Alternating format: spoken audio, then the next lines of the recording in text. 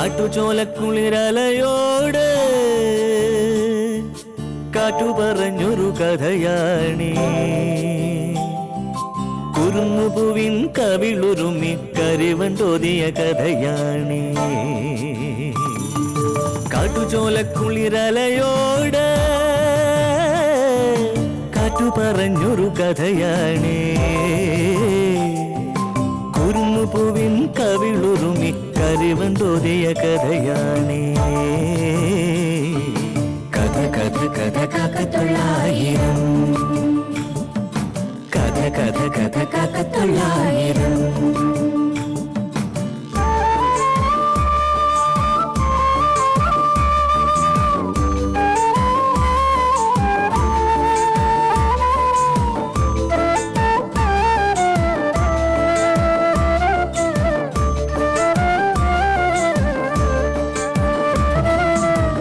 കടലിന്റെ തീരത്ത്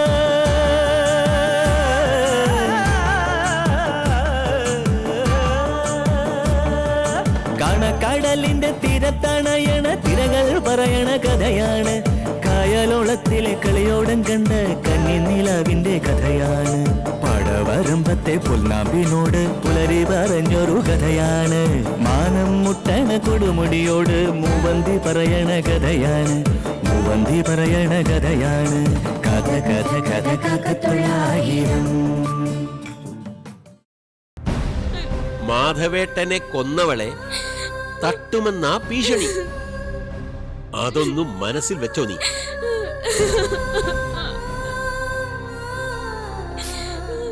തന്ത തൂങ്ങി, തള്ളയെ ഭ്രാന്തിയാക്കി. ഞാൻ മര്യാദയ്ക്ക് പറയുക, ഇനി നിനക്ക് മുല്ലമുറ്റെന്ന് പറയുന്നൊരു വീടില്ല. അവിടെ ബന്ധുക്കളായും ആരുമില്ല. ഈ പ്രദേശത്ത് ഇനി മേലിൽ വരാതിരിക്കുക പെണ്ണേ നല്ലത്.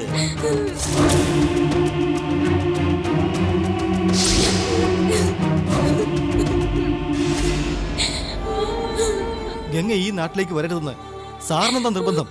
എന്തോ വീട്ടിൽ വെച്ച് സാർ ഗംഗയെ ശരിക്കും ആക്ഷേപിച്ചു.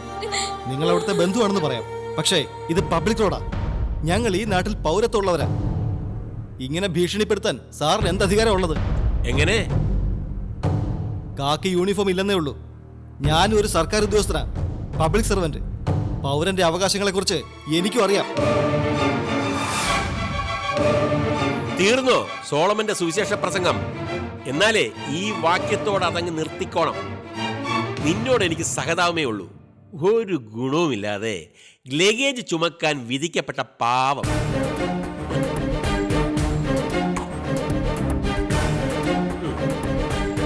അധികം മൂപ്പിച്ചാലേ തട്ടി അകത്താക്കി കളയും ഞാൻ. നീ ഈ നാട്ടിൽ അപരിചിതനാണ്. മാവോയിസ്റ്റ് എന്നൊരു വാക്ക് ഞാൻ പറഞ്ഞാ മതി. പിന്നെ നിന്റെ കാര്യം ഷൂ, നിന്റെ സർക്കാർ ഉദ്യോഗവും ഷൂഷു. അവൻ വകുപ്പ് പറയുന്നു. പോലീസുകാരനെ കോപ്പി അടിപ്പിക്കാൻ പഠിപ്പിക്കല്ലേ മോനെ. പക്ഷെ സാറേ ഗംഗ. നോ, നിന്റെ വിശദീകരണമൊന്നും വേണ്ട. ഞാൻ സംസാരിച്ചത് എവളോടാണ്, അതായത് എന്റെ മരുമകളുടെ അനിയത്തിയോട്.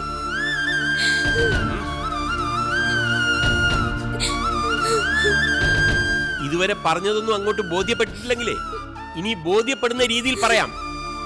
ഇങ്ങോട്ട് നോക്ക്. നീ മുല്ലമുറ്റത്തെ ഇളയ സന്തതിയാ. ശാരദാമ്മയില് മാധവൻ മാഷക്കുണ്ടായ മകൾ.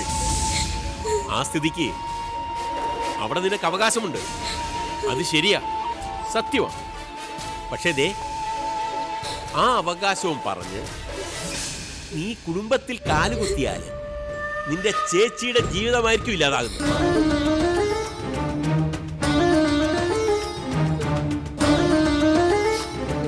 ഇനി ഈ പ്രദേശത്ത് നിന്നെ കണ്ടാല് ഈതയ്ക്ക് പിന്നെ ഒരു ദാമ്പത്യ ജീവിതമില്ല.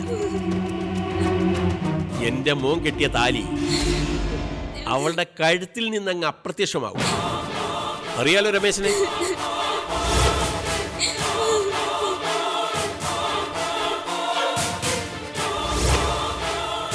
ഞാനും സൗദാമിനിയുമാണ് അവന്റെ സുപ്രീം കോടതി. വെറുതെ വിവാഹം ഒഴിയുക മാത്രമല്ല, കഴിയുന്നത്ര കള്ള കേസുകളില് നിന്റെ ചേച്ചിയെ ഞാൻ കൊടുക്കും. ശിഷ്ട ജീവിതം അവർക്ക് പോലീസ് സ്റ്റേഷനിലും കോടതിയിലും ഒക്കെ ആയിട്ട് ഹോമിക്കേണ്ടി വരും. നിന്റെ ചേച്ചിക്ക് അങ്ങനെ ഒരു അനുഭവം വേണ്ടെന്നുണ്ടെങ്കിൽ തലമിട്, അല്ലെങ്കിൽ സൈകെട്ട് മാഷിനെ പോലെ അവൾ ഒരു മുഴം കയറെടുത്തുനിന്ന് വരും.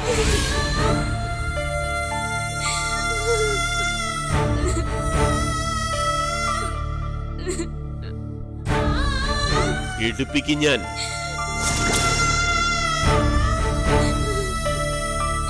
മുല്ലമുറ്റത്തേക്ക് പോകണോ അതോ മറ്റെവിടേക്കെങ്കിലും കെട്ടിയെടുക്കണോ എന്ന് നല്ലവണ്ണം ആലോചിച്ചു നോക്ക്.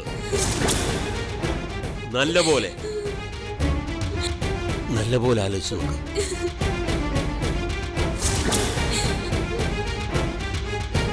വരട്ടെ സഹായി.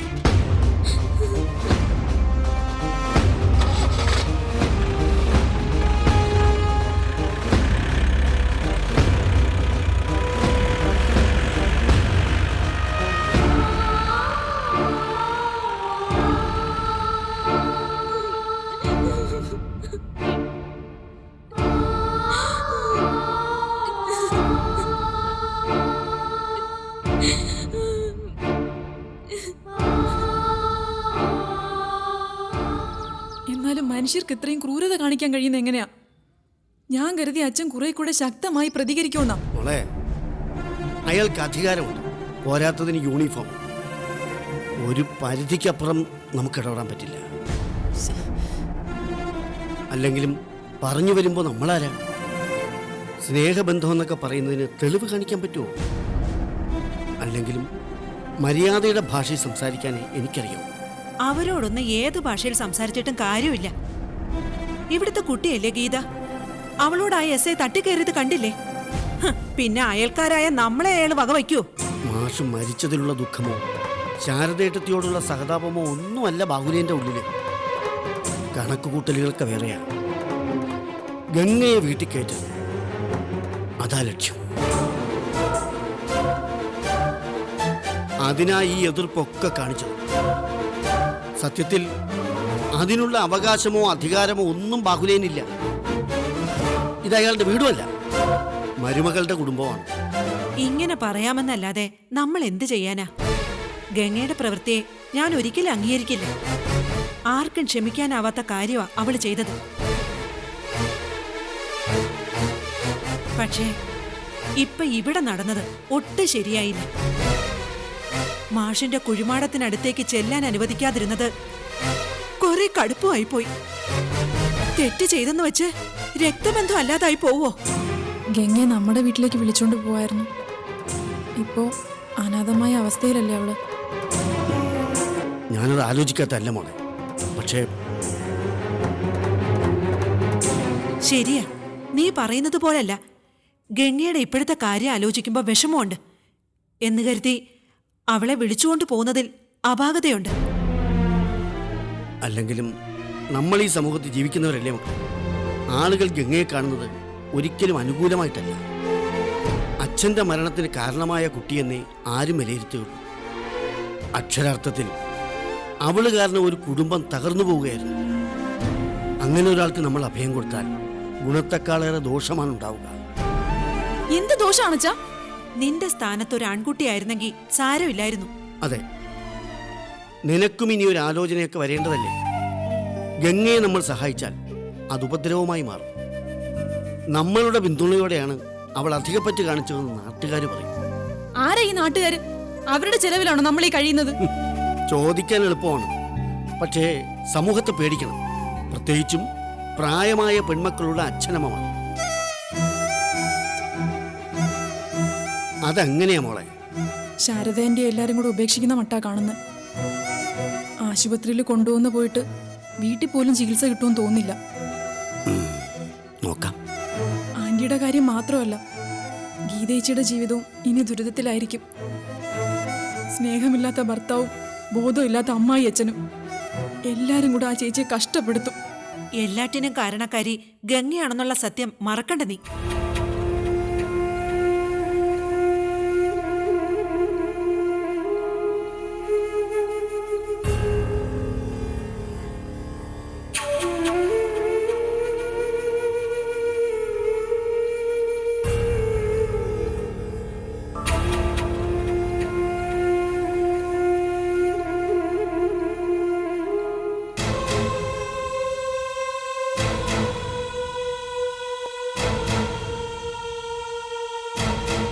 ചേട്ടൻ ചെയ്തത് 100% ശരിയാ. 101% എന്ന് പറ. അവള് വന്ന സമയത്ത് ഞാനും കൂടെ വേണ്ടതായിരുന്നു. അവളുടെ മുഖത്ത് നോക്കി 4 വർത്തമാനം പറഞ്ഞിട്ട് എന്റെ നാവ് ചൊറിയുന്നുണ്ട്. അതെ, ഇനി എപ്പോഴെങ്കിലും ഒരു അവസരം ഉണ്ടായാല് അന്നേരം നിന്റെ നാക്കിന്റെ ചൊറിച്ചിൽ നമുക്കങ്ങ് തീർക്കാം. എന്തായാലും മുല്ലമുറ്റത്തേക്ക് ഇനി അവൾ വരാനിടയില്ല. കൂടെ ഒരു ക്രിസ്ത്യാനി ചെക്കൻ ഉണ്ടെന്നല്ലേ പറഞ്ഞത്? അവൻ വിളിച്ചോണ്ട് വന്നാലോ? അതുണ്ടാവില്ല. അവനാള് പോരാ. ഞാനൊന്ന് വിരട്ടിട്ടുണ്ട്. പക്ഷേ ഗംഗ ചില്ലറക്കാരിയല്ല. ഒളിച്ചോട്ടം നടത്തിയതിന്റെ ചൂടാറും മുമ്പ് തിരിച്ചു വരാൻ ധൈര്യം കാണിച്ചില്ലേ? നിസ്സാരം അല്ല അത്. തന്തപ്പടി തീർന്ന വാർത്ത അറിഞ്ഞുകൊണ്ട് വന്നതാ സൗദ. അതൊരു കാരണം. വീണ് കിട്ടിയ അവസരം നോക്കി മുല്ലമുറ്റത്ത് കയറി പറ്റാൻ ഒരു ശ്രമം നടത്തിയതായിക്കൂടെ? അതും ശരിയാ. അടിച്ചിറക്കി വിട്ടല്ലോ, അത് മതി. എനിക്കിനി ഒരു ന്യൂസ് കൂടി കേട്ടാ മതി. അതെന്തുവാ? ഗിരിയുടെ വീട്ടുകാര് കൈയൊഴിഞ്ഞു. സ്വന്തം വീട്ടിലേക്ക് പ്രവേശനമില്ലെന്ന് മനസ്സിലായി. ഇനി അവൾ എന്ത് ചെയ്യും? എങ്ങോട്ട് പോകും? എത്ര ദിവസം ഇങ്ങനെ പിടിച്ചു നിൽക്കും? ഗത്യന്തരമില്ലാതെ ഒടുവിൽ അവൾ മാധവമാഷിന്റെ വഴി സ്വീകരിക്കില്ലേ? ആത്മഹത്യ ചെയ്യോ? പിന്നല്ലാതെ. കേറി ചെല്ലാൻ ഒരിടമില്ലാതെ ഈ പ്രായത്തിലുള്ള ഒരു പെണ്ണ് എത്ര നാൾ വല്ലവന്റെ തണലിൽ കഴിയും? അല്ലെങ്കിൽ ആ സോളമന്റെ കൂടെ അങ്ങ് പോർക്കണം. അതിന് സാധ്യതയില്ല. അങ്ങനെ ഒരു ബന്ധമല്ല അവര് തമ്മിൽ. എങ്കിൽ ചേട്ടൻ നോക്കിക്കോ, വലിയ താമസമില്ലാതെ നമുക്ക് ആ വാർത്ത കേൾക്കാം. ജീവിതം മടുത്ത യുവതി സ്വയം ജീവനൊടുക്കിയെന്നുള്ള വാർത്ത. നീ ഈ പറയുന്ന പോലെ സംഭവിച്ചാൽ എല്ലാം ഓക്കെ ആവുമായിരുന്നു. ഗംഗയുടെ ശല്യം പൂർണ്ണമായി ഒഴിവായെങ്കിൽ മാത്രമേ മുല്ലമുറ്റത്തെ വസ്തുവകകൾ കംപ്ലീറ്റ് ഗീത വഴി നമ്മുടെ കസ്റ്റഡിയിൽ വരും. അങ്ങനെ സംഭവിക്കും. അല്ലാതെ അവളുടെ മുമ്പിൽ ഒരു വഴിയില്ല. ചുരുക്കത്തിൽ നമ്മൾ ഉദ്ദേശിച്ചതിലും ഗംഭീരമായിട്ടാ കാര്യങ്ങൾ പോകുന്നത്. അതങ്ങനെ അങ്ങോട്ട് പോകട്ടെ. എവിടെങ്കിലും ബ്ലോക്ക് ഉണ്ടായാല് ഞാനത് മാറ്റിക്കോളാം.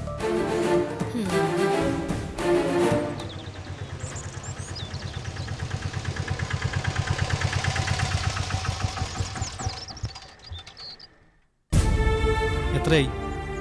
50.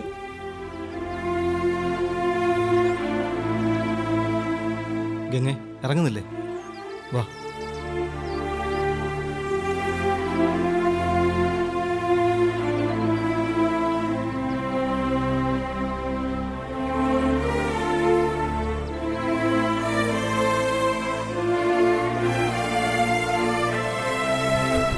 വരൂ ഗംഗ.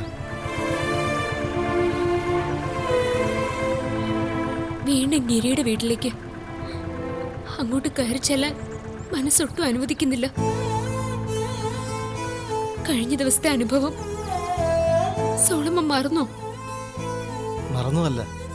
ഗിരിയുടെ അമ്മ അന്ന് ഗംഗയെ ആദ്യമായിട്ടാ കാണുന്നത്. മനസ്സിലടക്കി വെച്ചിരുന്ന ദേഷ്യം മുഴുവനും പ്രകടിപ്പിച്ചതാ. ഇപ്പോ അതല്ല സാഹചര്യം. എന്നാലും സോളമ്മ നോക്ക്, ഗിരിയുടെ അമ്മയ്ക്ക് അതിയായ സ്നേഹമുണ്ട്.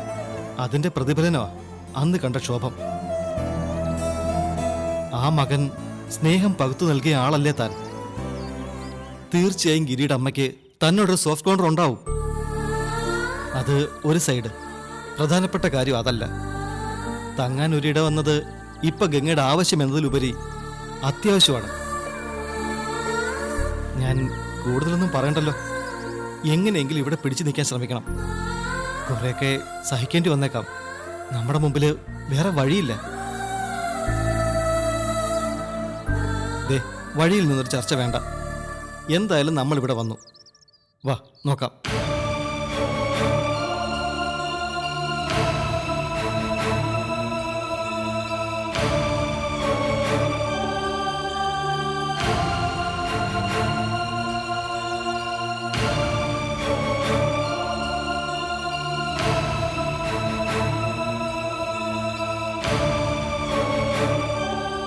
ഗംഗെ, ആവശ്യം നമ്മുടേതാ. പരമാവധി അഡ്ജസ്റ്റ് ചെയ്യണം.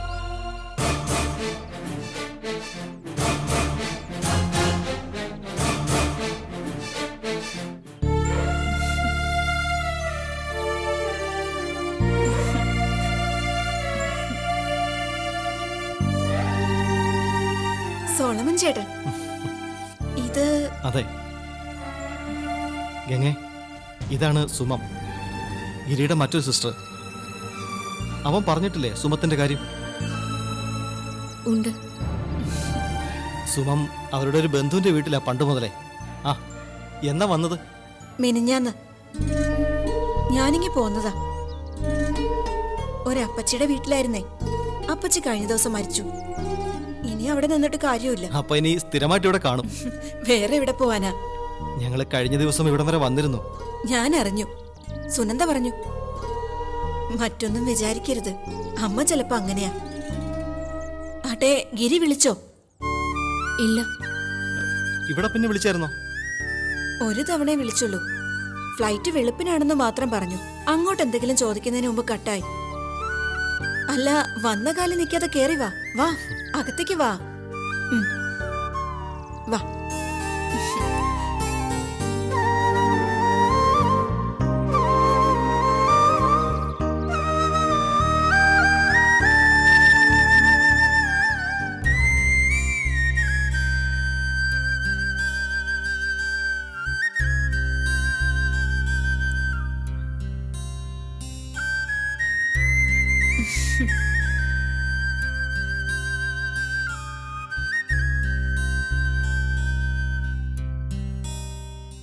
ഇരിക്കേ. അല്ല, അമ്മയും ചേച്ചിമാരും ഇവിടെ ഇല്ല. ഞങ്ങളുടെ ഒരു അമ്മാവൻ കൈനകരി താമസിക്കുന്നുണ്ട്. അമ്മ അവിടെ വരെ പോയതാ. വൈകിട്ടേ വരൂ. സുലോചനച്ചി ടൗണിൽ പോയി. സുനന്ദയാണെങ്കിൽ ടൈല് പഠിക്കാൻ പോകുന്നുണ്ടേ. ഇരിക്കെ, ഞാൻ ചായ എടുക്കാം. വേണ്ട സുമം. അല്ലേലും പാലില്ല. ഞാൻ കട്ടൻ കാപ്പി എടുക്കാം. ഒരു 5 മിനിറ്റ് ഇരിക്കെ.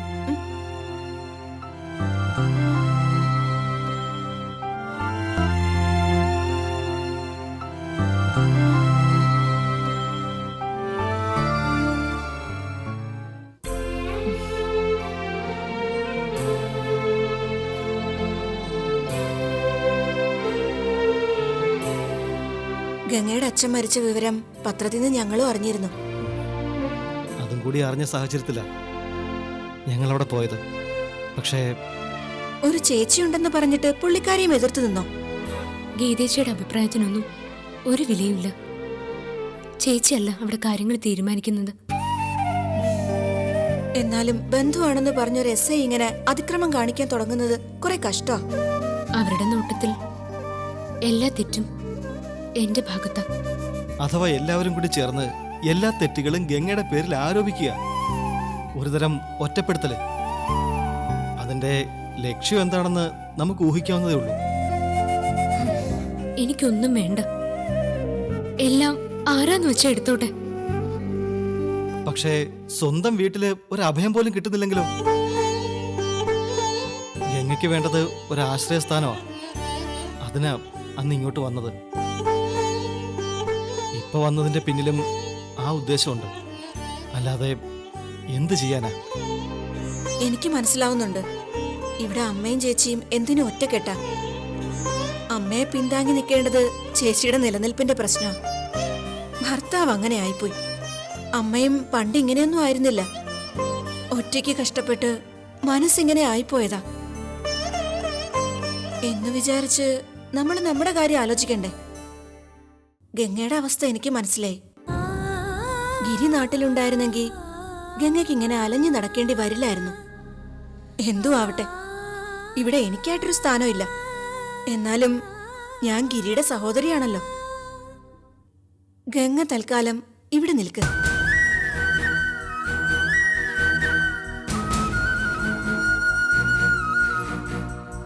അമ്മ എതിർക്കുമായിരിക്കും.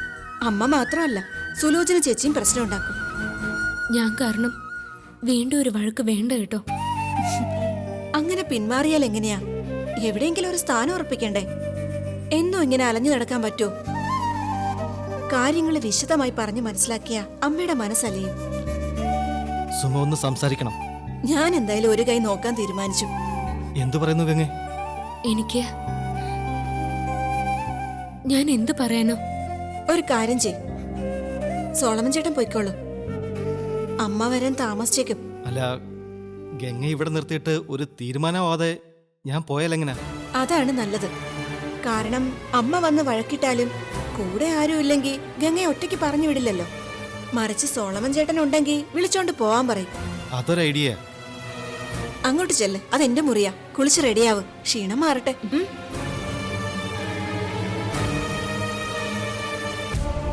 എങ്കിൽ ഞാൻ ഇറങ്ങട്ടെ. ഗംഗേ, അറിയാലോ കാര്യങ്ങള്. ഞാൻ നോക്കിക്കോളാം. എന്നാ ശരി. സോളമ, ഉം. എന്താ? ഗിരി എങ്ങാനും വിളിച്ച ഉടനെ എനിക്കൊന്ന് ഫോൺ ചെയ്യാൻ പറയണേ. അത് പ്രത്യേകം പറയണം. ഗംഗയോട് സംസാരിച്ചിട്ട് മതി, ഇനി എല്ലാം ഒന്ന് ഞാൻ പറഞ്ഞോളാം. ശരി.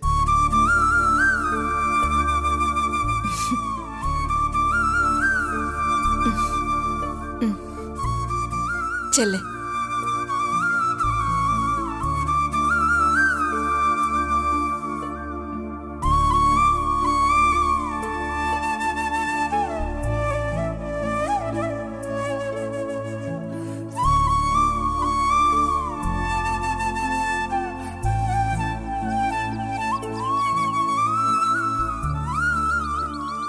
സുമത്തിന്റെ ഒരു ഉറപ്പില്ല ഞാൻ പോകുന്നത്, മനസ്സോടെയല്ല. ഇവിടുത്തെ അമ്മയുടെ സ്വഭാവം ഏറെക്കുറെ എനിക്കറിയാം. പുള്ളിക്കാരി എങ്ങനെ റിയാക്ട് ചെയ്യുമെന്ന് ഊഹിക്കാൻ പ്രയാസമാണ്. സോളമൻ ചേട്ടന്റെ ടെൻഷൻ എനിക്ക് മനസ്സിലാവും. ഇത്രയും നല്ലൊരു സ്നേഹിതനുള്ളത് ഗിരിയേട്ടന്റെ ഭാഗ്യാണ്. കൂടപ്പിറപ്പുകൾ പോലും ഇക്കാലത്ത് ഇങ്ങനെ ഒരു സാഹചര്യം വന്നാൽ ഒഴിഞ്ഞു മാറും, സ്വന്തം കാര്യം നോക്കി പോവും. അപ്പോഴാ നാട്ടിലില്ലാത്തൊരു സുഹൃത്തിന് വേണ്ടി ഈ പ്രശ്നങ്ങളിലൊക്കെ ഇടപെടുന്നത്, ആളുകളിൽ നിന്നുള്ള അപമാനം ഏറ്റുവാങ്ങുന്നത്. അതൊരു ത്യാഗമായിട്ടല്ല സുമം, കടമയായിട്ടാണ് ഞാൻ കാണുന്നത്. പകുതി മനസ്സോടെ ഇവിടെ നിന്ന് ഗിരിയെ ഉന്തിത്തള്ളി ഗൾഫിലേക്ക് അയച്ചത് ഞാൻ കൂടി ചേർന്ന്. അന്ന് അവൻ പോകാൻ മടിച്ചത് ഗംഗയെ ഓർത്താ. അപ്പോൾ അവന്റെ ഗംഗയെ എനിക്ക് അവഗണിക്കാൻ കഴിയുമോ? ആ കുട്ടിയുടെ പ്രശ്നങ്ങൾ കണ്ടില്ലെന്ന് നടിക്കാൻ പറ്റുമോ? എന്തു വന്നാലും ഗംഗയുടെ ഭാഗത്ത് ഞാനും ഉണ്ട്. അത് മാത്രമാണ് എന്റെ ധൈര്യം. ഗിരിയേട്ടന്റെ പെങ്ങളല്ലേ ഞാനും. ആ അവകാശം വെച്ച് അമ്മയോടും സുലോചന ചേച്ചിയോടും ഞാൻ സംസാരിക്കാം.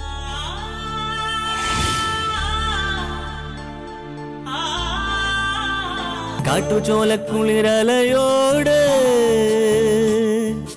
കാറ്റു പറഞ്ഞൊരു കഥയാണീ, കുരുന്നുപൂവിൻ കവിളുരുമ്മി കരിവണ്ടോതിയ കഥയാണീ. കാട്ടുചോലക്കുളിരലയോട് കാറ്റു പറഞ്ഞൊരു കഥയാണേ, കുരുന്നുപൂവിൻ കവിളുരുമ്മി കരിവണ്ടോതിയ കഥയാണേ.